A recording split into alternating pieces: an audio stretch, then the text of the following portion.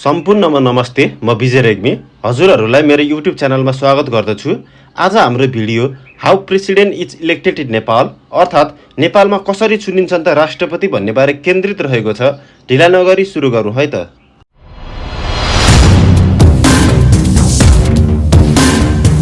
नेपालको पहिलो राष्ट्रपति डाक्टर रामवरण यादव हुन् भने दोस्रो र तेस्रो राष्ट्रपति विद्यादेवी भण्डारी र अहिले हालका राष्ट्रपति रामचन्द्र पौडेल हुन्। विक्रम सम्वत 2079 सालमा राष्ट्रपति निर्वाचन भयो, जहाँ राष्ट्रपति रामचन्द्र पौडेलले 566 मत अथवा 33,802 मतभार प्राप्त गर्नुभयो।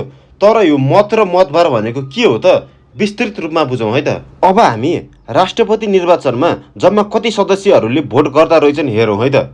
प्रतिनिधि सभाका टोटल सदस्य 275 जना, राष्ट्रिय सभाका टोटल सदस्य 59 जना र प्रदेश सभाका टोटल सदस्य 550 जना।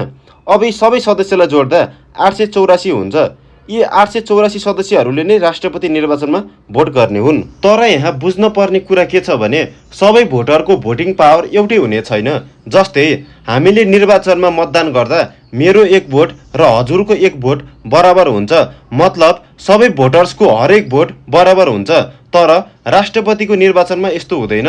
राष्ट्रपतिलाई भोट हाल्ने सङ्घीय संसदका दुवै सदन प्रतिनिधि सभा र राष्ट्रिय सभाका सदस्यहरूको एक भोट बराबर 79 अङ्क हुन्छ। त्यस्तै प्रदेश सभाका सदस्यहरूको एक भोट बराबर 48 अङ्क हुन्छ र टोटलमा प्रतिनिधि सभामा 275 जना हुन्छन्। एक भोट बराबर 79 को हिसाबले 275 × 79 गर्दा 21,725 हुन्छ। राष्ट्रिय सभामा 59 जना हुन्छन्, त्यहाँ 79 कै हिसाबले 59 × 79 गर्दा 4,661 हुन्छ। फेरि प्रदेश सभामा 550 जना हुन्छन्, एक भोट बराबर 48 को हिसाबले 550 × 48 गर्दा 26,400 हुन्छ। यी टोटल जोड्दा मतभार भनेको 52,786 हुन्छ। अब फेरि हामीले यहाँ बुझ्न पर्ने कुरा के छ भने यो निर्वाचन अलि फरक छ।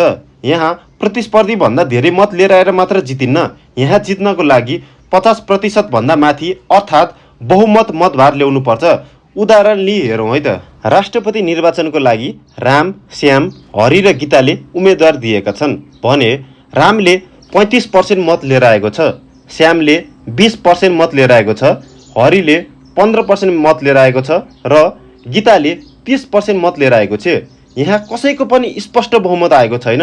तर मत हेर्दा रामले अरूभन्दा धेरै लिएर आएको छ, तैपनि यहाँ कोही पनि निर्वाचित हुँदैनन्। यस्तो केसमा फेरि एकचोटि हाइएस्ट अर्थात् राम र गीताको फेरि एकपटक निर्वाचन हुन्छ र त्यसबेला जसले 50% भन्दा धेरै मतभार खटाउँछ त्यो व्यक्ति नेपालको राष्ट्रपतिमा चुनिन्छ। जस्तै 2079 को राष्ट्रपति निर्वाचनमा सम्माननीय रामचन्द्र पौडेलले टोटल भोटको 68% मतभार लिएर आएका थिए भने सुभाष नेवाङले 32% मतभार प्राप्त गरेका थिए। हो, यसरी 50% मतभार कटाएको हिसाबले रामचन्द्र पौडेल नेपालको राष्ट्रपति बनेका थिए। अब यसरी निर्वाचित भएका राष्ट्रपति यदि कुनै पोलिटिकल पार्टीमा बहाल छ, यदि त्यहाँ कुनै पोस्ट उसले सम्हालेको छ भने त्यो पोस्ट स्वतः खारेज हुन्छ। जस्तै राष्ट्रपति रामचन्द्र पौडेल तनहुँ क्षेत्र नम्बर 1 का संसद हुन्। उनी राष्ट्रपतिमा निर्वाचित हुने बित्तिकै उनको संसद पद स्वतः खारेज भयो र उपनिर्वाचन 2080 मा तनहुँ क्षेत्र नम्बर 1 बाट स्वर्णिम वाग्लेज्यू विजयी हुनुभयो। र यसरी राष्ट्रपतिमा निर्वाचन भएका व्यक्तिको कार्यकाल 5 वर्षसम्मको लागि हुन्छ र नयाँ राष्ट्रपति नआउने बेलासम्म उनले कार्यकाल सम्हाल्न पर्ने हुन्छ। अब कुरा गरौँ राष्ट्रपतिको उम्मेदवार दिन के योग्यता चाहिन्छ त। नेपालको संविधानको भाग 6 को धारा 64 अनुसार राष्ट्रपति बन्नको लागि कम्तीमा 45 वर्ष उमेर पुरा भएको हुनुपर्ने छ। सङ्घीय संसदको सदस्य हुन योग्य भएको व्यक्ति, कुनै कानुनले अयोग्य नभएको र 2 पटक राष्ट्रपति नभएको व्यक्ति, मतलब 2 पटक राष्ट्रपति भए फेरि उम्मेदवार दिन मिल्दैन। यसरी नै राष्ट्रपतिको निर्वाचन हुन्छ। धन्यवाद भन्दै म बिदा भएँ है त।